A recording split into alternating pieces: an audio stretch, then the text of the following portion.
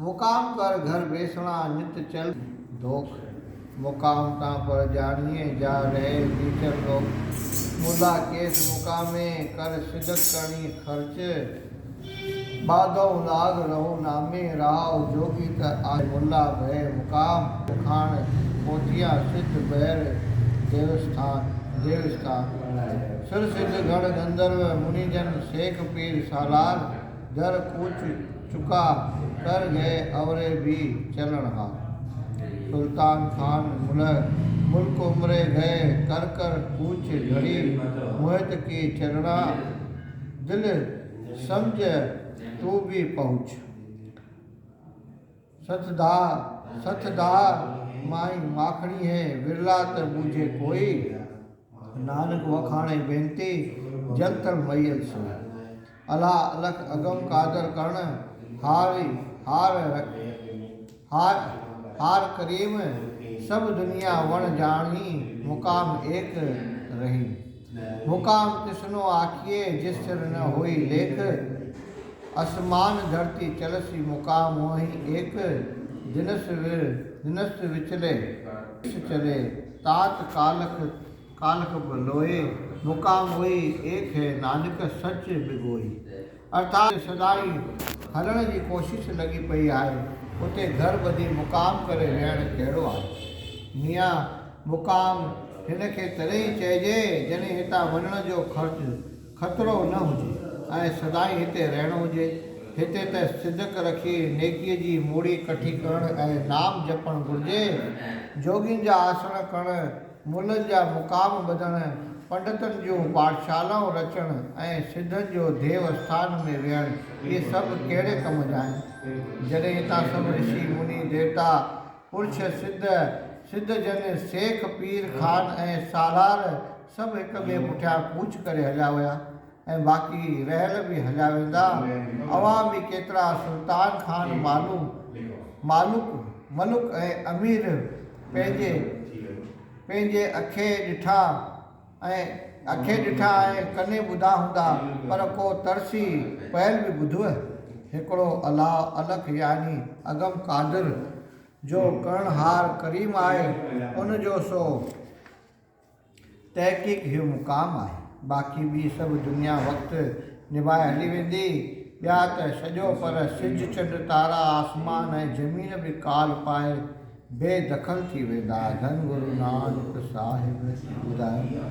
ज़मीन आसमान तारनि जे लाइ बि काल भॻवान आहे।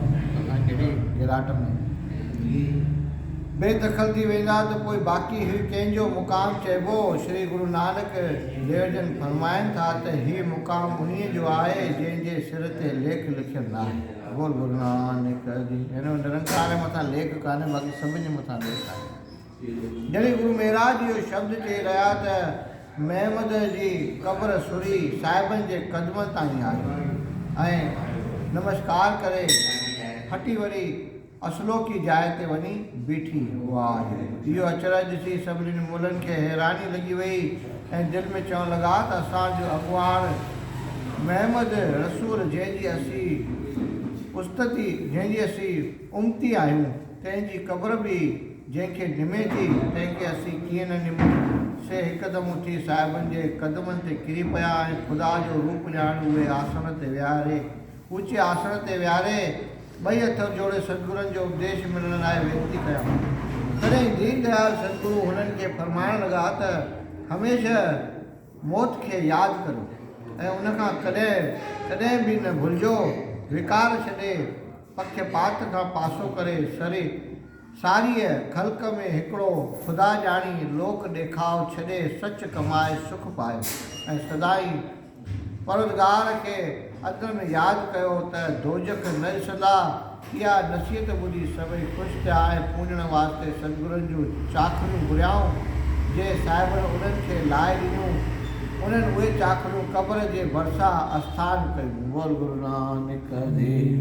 उन्होंने क़ब्र जे पासे में चाखरियूं पयूं आहिनि हिनजूं बि जेके मुका मदीना वेंदा आहिनि न, मदीना थींदा आहिनि ॼट हुते। अहिड़ी रीति दीन दयाल सतगुरु केतिरा ॾींहं हुते रही मोटी मके आया जिते बखर में मिलियनि हिते बखर में मिलियल हाजी बि सिघो ई अची सहिड़िया उते साहिबनि खे हुते अॻे वेठल ॾिसी अजब में पइजी विया ऐं उते जो मुलनि खां पुछणु लॻा त हीउ हाजी हिते करे आयो आहे। हीउ त हिंदू आहे जंहिंखे असां पाण सां न रखियो हो, पोइ हीउ हिते कीअं आयो? तंहिं ते हिकिड़े जवाबु ॾिनो त 12 महीना थिया जो हीउ ख़ुदा जो रूप जान जे भले लाइ इंसान जो जामो ढके हिते तशरीफ़ फरमान थियो आहे। वाह 12 महीना हिन जे क़दमनि पुठियां काबो बि पियो फिरे।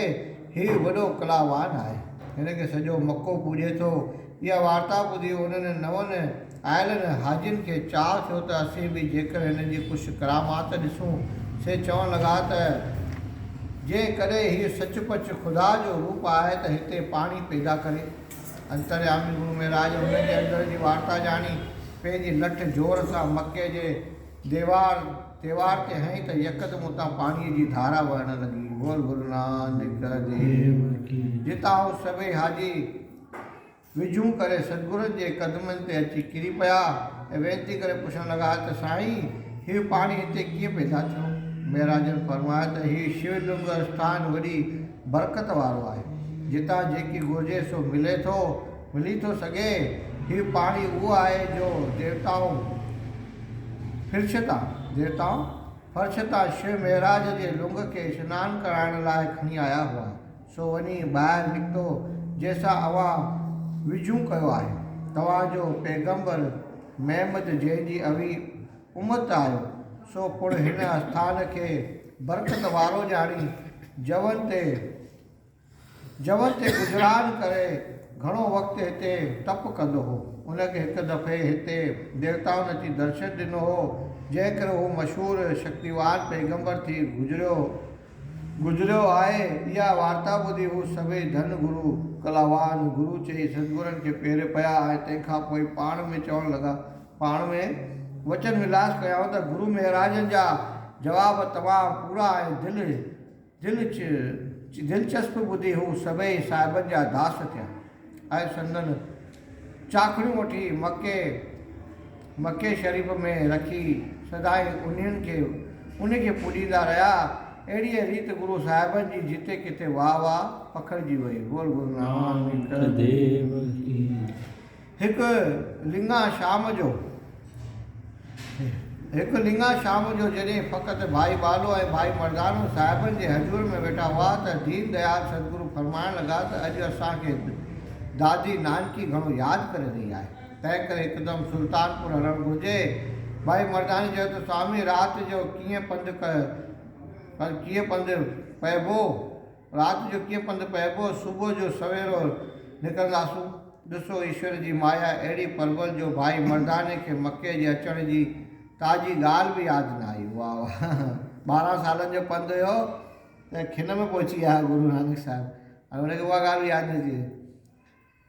वेद कुल दीपक गुरु महाराज फरमाइण लॻा त हाणे ई हलणु घुरिजे। भेण नानकीअ सां असांजो अंजाम आहे त जंहिं वक़्तु तूं असांखे यादि कंदी आहे उन दम असीं तो वटि अची हाज़िर थींदासीं।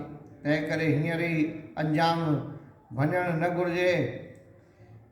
ईअं चई सुख सागर सतगुरु हिकदमि उथी खड़ा थिया ऐं भाई बाले ऐं भाई मर्दाने खे साण करे हिकिड़ी घड़ी राति गुज़रण बैदि सुल्तानपुर में अची पहुता। बोल गुरु नानक देव की। हवाई जहाज खां फास्ट गुरु नानक हिकु घड़ी से 3 कलाक न 24 मिनट सुल्तानपुर में अची पहुता। साहिबनि खे परियां ईंदो ॾिसी तुलसा दासी हिकदमि दौड़ी वञी माता नानकी खे ख़बर ॾिनी त वाधायूं हुजनि जो भाणे आयो आहे। माता नानकी इहा ख़ुशि ख़बरी ॿुधी घणो ख़ुशि थी ऐं डुकी अची महाराजनि जे चरणनि ते किरी पई। गुरु महाराजनि भेण खे हथ खां वठी मथे खयो ऐं यथा योग सन्मान करे फरमायो त दादी अॼु तुंहिंजे यादगिरी असांखे हिते हाणे तुंहिंजो दर्शन करायो आहे। माता नानकी उन घड़ीअ खे वरह जी राहत सम्झी एतिरे क़दुरु प्रसन्न थी जीअं नांग विञायल मुण लही ख़ुशि थींदो आहे। खट ते विहारे खेसि कुशल पुछणु लॻी मुख़्तसिर हाल अहवाल ॾियण वठण खां पोइ सतगुरु फरमायो त हाणे तूं मुराद चओ जंहिं करे असांखे घुरायो अथई त उहा तुंहिंजी तुरंत पूरी करियूं। तॾहिं माता नानकी चयो त मूंखे सिक रुॻी अव्हां जे दर्शन जी हुई जो केतिरा ॾींहं ॾिठे ई थी विया हुआ, तव्हां त मूंखे विसारे छॾियो आहे। ईअं चई माता नानकी अखियुनि मां लुड़क वाइण लॻी ऐं वरी मन खे धीरे धीरे अखियूं उगी सुध समा वठण लाइ पुछण लॻी त अॼु शायदि वेझा लथल हुआ जो हिन वक़्तु हलिया आया आहियो। तंहिं ते भाई मर्दाने चयो त वरनि जे पंध ते हुआसूं जितां तुंहिंजे यादि करण करे श्री गुरु महाराज जी कृपा सां अक्षम में भॻा आया आहियूं। बोल गुरु नानक देव की। दीन दयाल सतगुरु माता नानकी खे फरमाइण लॻा त तुंहिंजी मुराद पूरी थी, हाणे असांखे जल्द रुख़्सत ॾे त मोटी वञूं।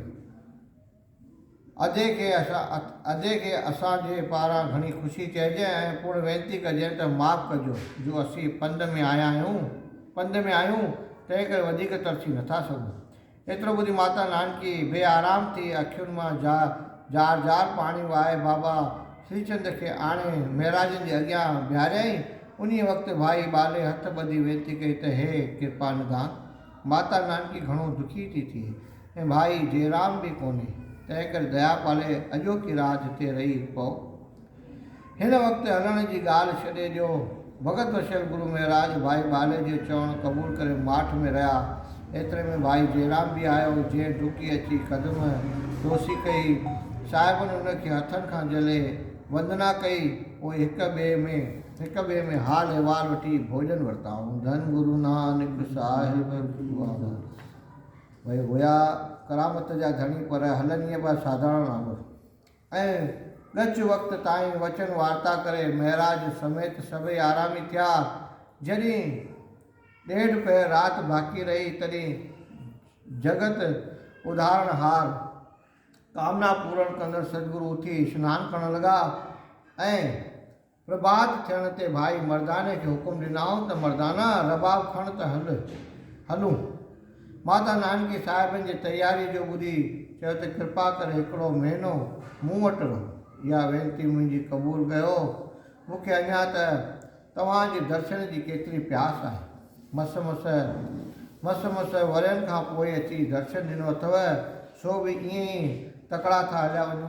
भाई जयराम पिणु चयो त अहिड़ो ज़रूरी कमु कहिड़ो अथव जंहिं करे तुरंत था हलिया वञो। तंहिंखां सवाइ मुसाफ़िरी कंदे बि घणा साल थियव, को वक़्तु रही विश्राम बि त करियो। तॾहिं दीन दयाल सतगुरु फरमाइण लॻा त जिन जूं दिलियूं गॾियूं पियूं आहिनि तन खे जुदा सम्झणु बिल्कुलु न घुरिजे। हे भेण, तूं ज्ञानवान थी मोह खे नाश करे छॾ ऐं वीचार करे ॾिस त मुलाक़ात ऐं विछोड़ो शरीर जो धर्म आहे, तंहिं में शोक कीअं कजे। हाणे ख़ुशि थी मूंखे जल्द मोकल ॾे जो असीं वञण वारा आहियूं ऐं पोइ मां सदाईं तो वटि अची रहंदुसि। तूं को उल्को न कर ऐं मुंहिंजो ही चवणु खणी वठि। एतिरो ॿुधी माता नानकी वेनती कई त वरी भला कॾहिं दर्शन ॾींदा। सतगुरु फरमायो त जॾहिं यादि कंदीअ तॾहिं हिकदमि हलियो ईंदुसि। ईअं चई सतगुरु सचा पातशाह भाई बाले भाई मर्दाने सां उतां उसिया।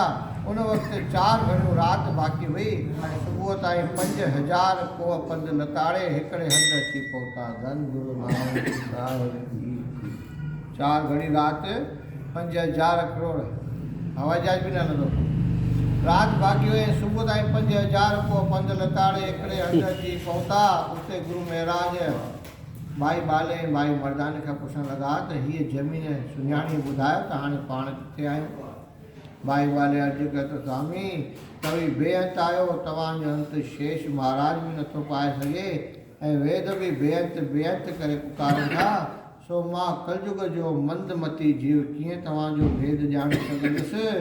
बाक़ी मर्दाने चयो त मूंखे ही उहो ई हंधि मालूम थिए थो जितां मके ॾांहुं हलिया हुआसीं, याने स्वरणपुर। साहिबनि मुश्की फरमायो त चङो सुञातो अथई। तंहिंखां पोइ गुरु महाराजनि भाई बाले ॾे मुंहुं करे पुछियो त हाणे केॾांहुं वञण जी मर्ज़ी आहे। भाई वाले हथ ॿधी वेंदी गई त हे गतदायक प्रभु जेॾा अव्हां जी मर्ज़ी हुजे होॾांहुं हलो हलोसीं हलो तव्हांजे पोयां आहियूं। गुरु महाराज फरमाया त हाणे असांजो इरादो सुमेर पर्वत ते सिद्ध मंडलीअ में हलण जो आहे। हलो त हली ॾिसूं। बोल गुरु नानक शोरठपुरा देवीअ में